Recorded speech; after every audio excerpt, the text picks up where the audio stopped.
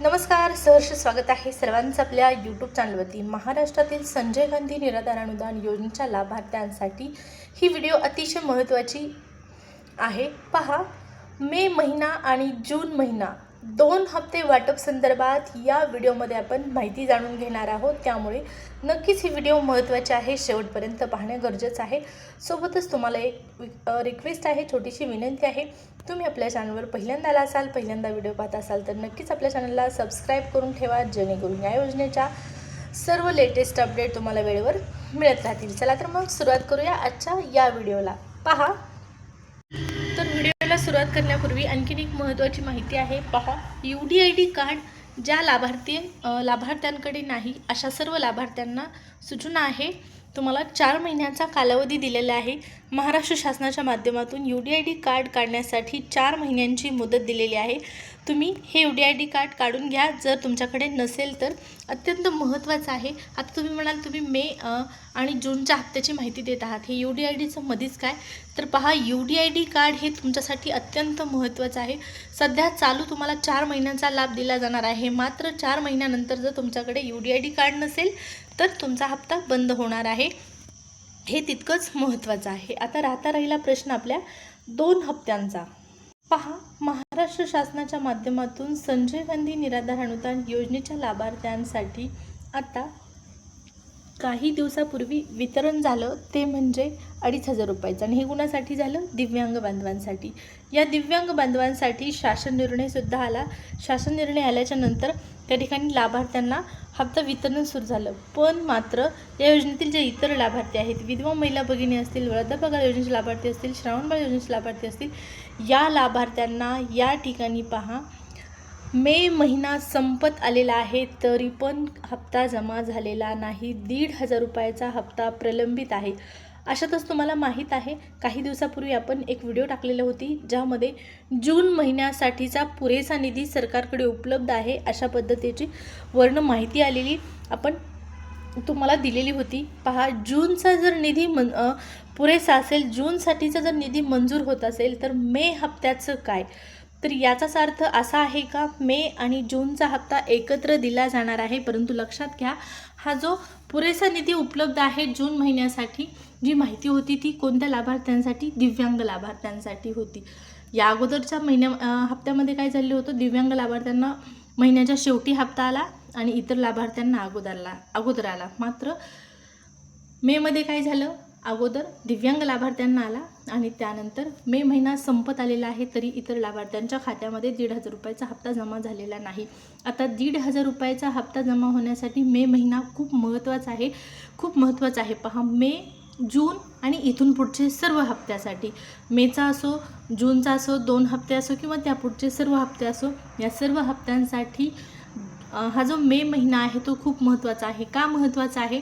तर मे महिन्यामध्ये संजय गांधी निराधार अनुदान योजनेतील सर्व लाभार्थ्यांना तहसील कार्यालयाच्या माध्यमातून सूचना देण्यात आलेल्या आहेत। स्पष्टपणे जाहीर सूचना देण्यात आलेल्या आहेत। सांगण्यात आलेलं आहे की सर्व लाभार्थ्यांना हयातीचा दाखला सादर करायचा आहे। हयातीच्या दाखल्यासंदर्भात ऑफिशियल शासन निर्णयसुद्धा आलेला आहे आणि शासन निर्णयानुसार आता तुम्हाला ऑनलाईन पद्धतीने हा हयातीचा दाखला काढता येणार आहे।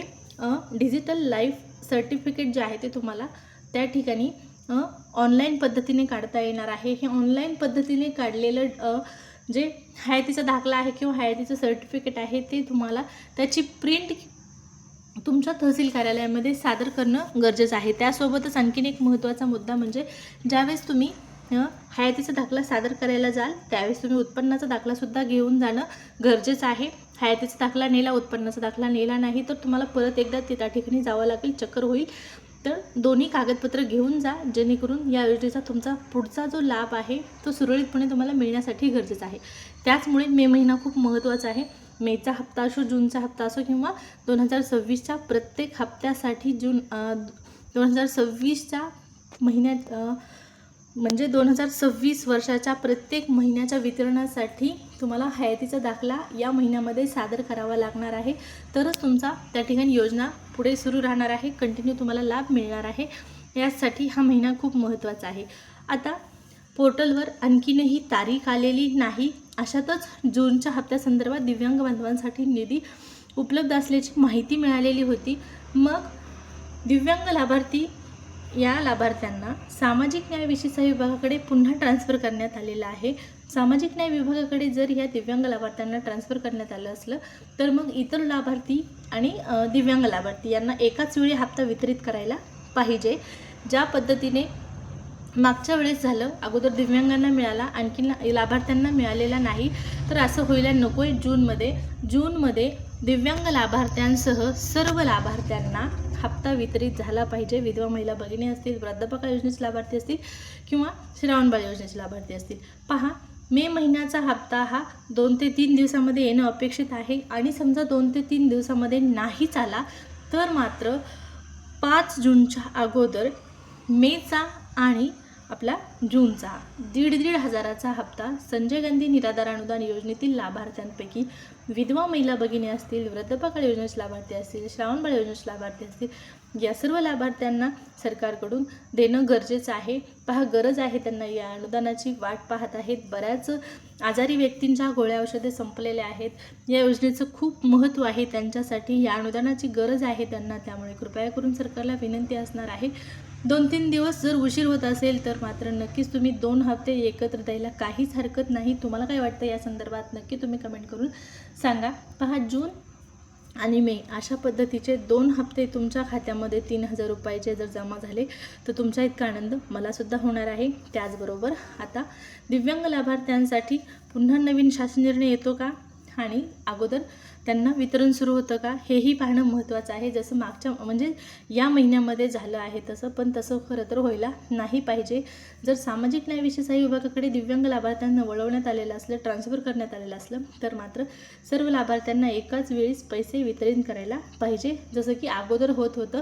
दिव्यांग सक्षमीकरण विभागाकडे दिव्यांग बांधवांना वळवण्याच्या अगोदर ज्यावेळेस या योजनेचं वितरण सुरू व्हायचं, संजय गांधी निराधार अनुदान योजनेचं, त्यावेळेस एकच पोर्टलवरती तारीख यायची. ती तारीख कधी जर बदलायची आणि बदलली तर मात्र सर्वांना वितरण सुरू झाल्याच्या नंतर सर्व लाभार्थ्यांना, विधवा महिला भगिनी असतील, वृद्धापकाळ योजनेचे लाभार्थी असतील, श्रावणबाळ योजनेचे लाभार्थी असतील, या सर्व लाभार्थ्यांना त्या ठिकाणी वितरण सुरू होत होतं. मात्र आता हे दिव्यांग सक्षमीकरण विभाग आणि सामाजिक न्याय विशेष विभाग हे 2 विभाग वेगळे झाल्यामुळे अशा पद्धतीचा गोंधळ सुरू झालेला आहे.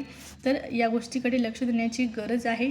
पाहू आता 2 ते 3 दिवसामध्ये हप्ता वितरित होतो का, आणि जर नाही झाला तर नक्कीच काहीच हरकत असायला नाही पाहिजे. 2 हप्ते एकत्र येण्यासाठी 3,000 रुपये लाभार्थ्यांच्या खात्यामध्ये जमा होण्यासाठी. पाहू 2 ते 3 दिवसापर्यंत वाट आता, कारण आपल्याकडे दुसरा पर्याय नाही. पोर्टलवर तारीख वगैरे आली तर लगेच कळवेल मी तुम्हाला. त्यासाठी सुरुवातीला सांगितलं होतं, सबस्क्राईब करून ठेवा.